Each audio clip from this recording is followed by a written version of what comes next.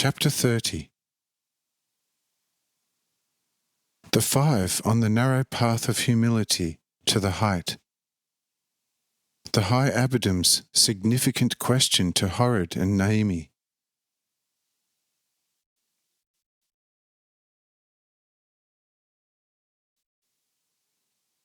And without delay, this little company left and proceeded on a narrow path below the cave, which was usually taken by the children of the morning on their visits to the principal patriarchs on the heights, thus avoiding the cave out of respect for Adam, and so to speak, not desecrating it through the daily use of it, since they considered it as something sacred.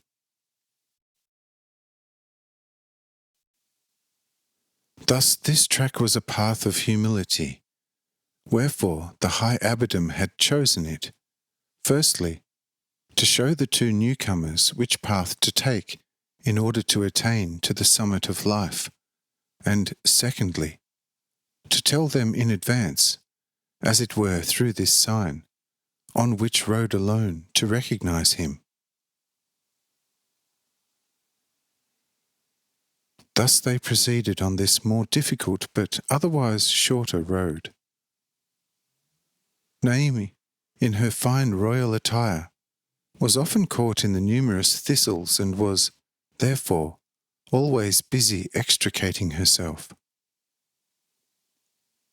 However, since towards the summit they encountered more and more scrub, Naomi found it increasingly difficult to extricate herself, so that in the end, unable to continue, she began to weep and cry for help. When, owing to her constant floundering, she stayed far behind the men, her shouts were, at least evidently, not heard, and the men continued to proceed happily. As they, the men, reached the open summit, Abbot stopped and, turning back to those closely behind him, pretended to check as to whether they had all reached the summit with him safely. After a brief rest, he then actually asked them, "Well, children of God, are we together in full strength?" And Horrid, only now recovering from his amazement at the manifestations near the white rock, presently became aware of the absence of his beloved wife and greatly alarmed. When Abbot noticed his great embarrassment, he called him over and said to him, "Why are you now worrying about nothing? You did not look back for your wife when in her royal raiment she was entangled in the thorns of this narrow path, and calling out to you for help. Yet your ears were deaf to her voice. Instead of worrying in vain, rather turn back and help her out of her predicament, for from here it is not far to where she is entangled in a big thorn bush. So go and help her and bring her presently here safe and sound. We all will be waiting for you.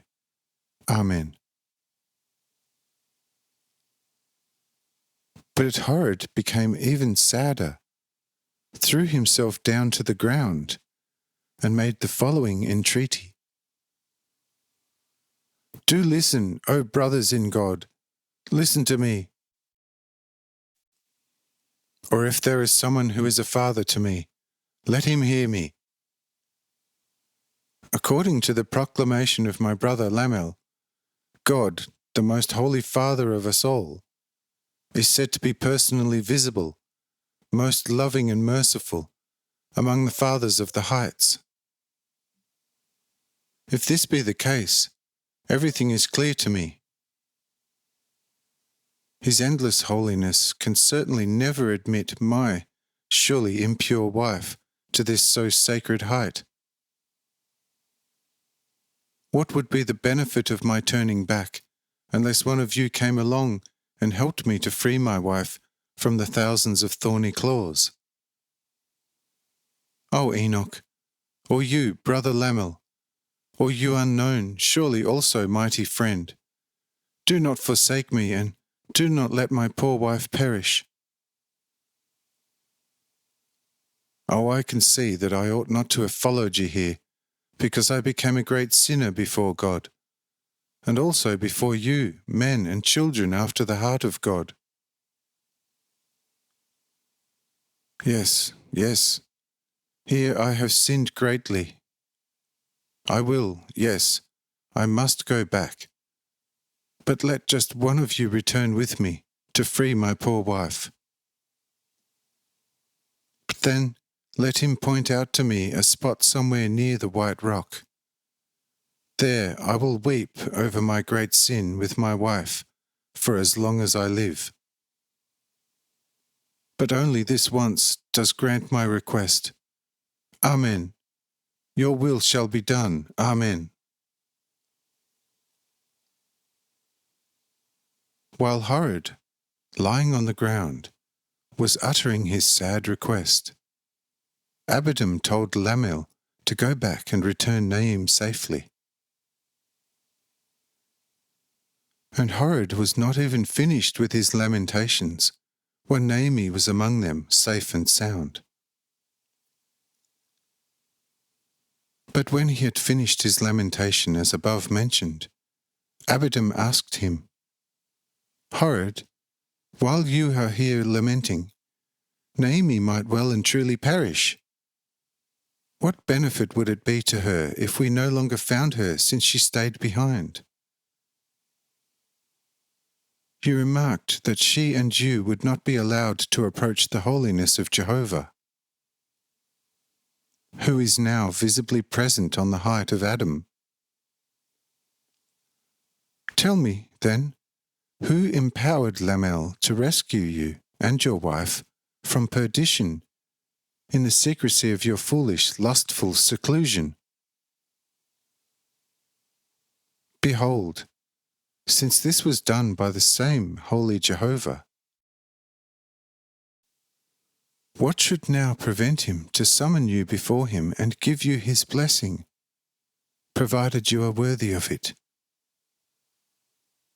Now rise, you fool, and come to know the holy Jehovah better. Amen. Thereupon Horrid said to Abidan, Mighty friend, or brother, or father, as long as one of you does not promise me help for my poor wife and myself, I will not get up from this spot, even should you punish me with the aid of snakes. If my wife had to perish because of my foolishness, I will for her sake atone for my careless foolishness before God and all the fathers.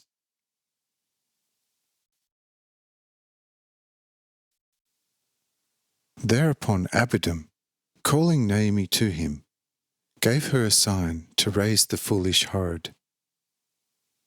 And Naomi promptly rushed hither and, seizing Horrid's hand, said to him the following words,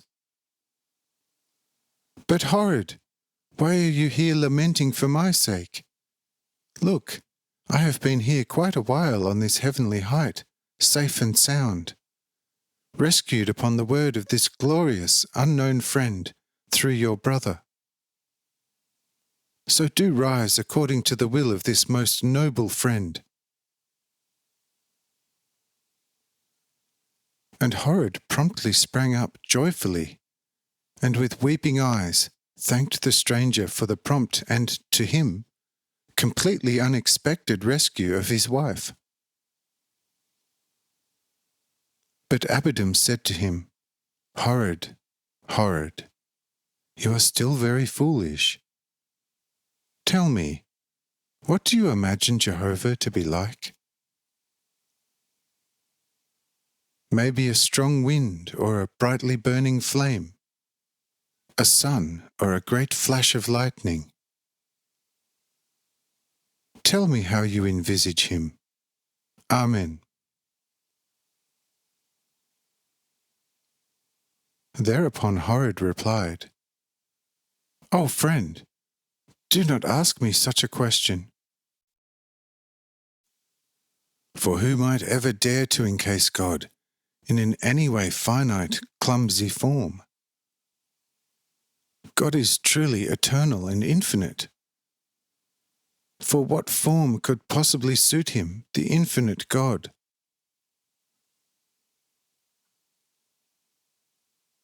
And Abiram answered him, Yes, indeed. Surely not your still very backward form. But let Naomi, the child of the world, tell me what she imagines the holy Jehovah to be like. Here Naomi smiled, and finally said, You, heavenly good and glorious friend, forgive me if I, too, am unable to picture him in a form worthy of him. But on the other hand, I cannot conceal from you the fact that I would like him best in your form. Forgive me if I, too, have said something rather foolish. But Abiram said to her, Be of good cheer, you beautiful woman.